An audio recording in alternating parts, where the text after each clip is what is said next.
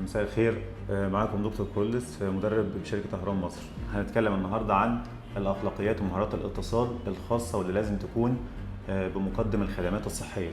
أول صفة أو أول مهارة معانا لازم يكون عندك الثقة بالنفس، والثقة بالنفس هتكون موجودة لما يكون عندك المعرفة والقدرة على إنك هتقدم خدمة صحية سليمة للمريض. رقم 2 لازم يكون عندك سرعة البديهة والتعامل في المواقف الحرجة، وده طبعا انك هتشوف مريض ممكن يحصل له توقف قلبي او ممكن يحصل نزيف من شريان او وريد، وممكن برضه يحصل قدامك ان المريض يدخل في غيبوبة سكر، فلازم يكون عندك سرعة البديهة للتعامل مع المواقف دي. رقم 3 لازم يكون عندك الامانة والرحمة، لانك بتتعامل مع المريض في اكتر وقت بيكون فيه ضعيف.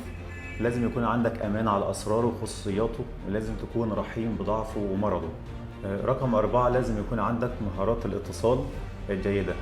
لازم تكون بتعرف تتعامل مع اصدقائك، بتتعامل مع المريض، بتعرف تتعامل مع رؤسائك في الشغل. ده طبعا هندرسه بالتفصيل في ماده الاخلاقيات ومهارات الاتصال.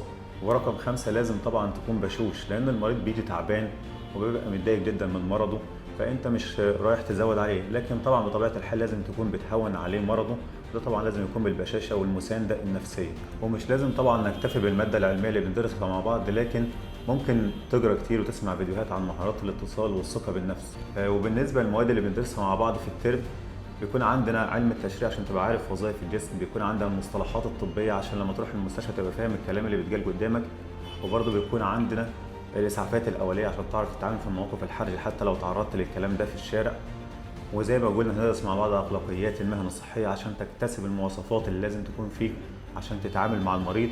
وهندرس مع بعض مهارات الاتصال عشان تعرف تتعامل مع زملائك في الشغل برضه زي ما اتكلمنا، ومع المريض ومع رؤسائك.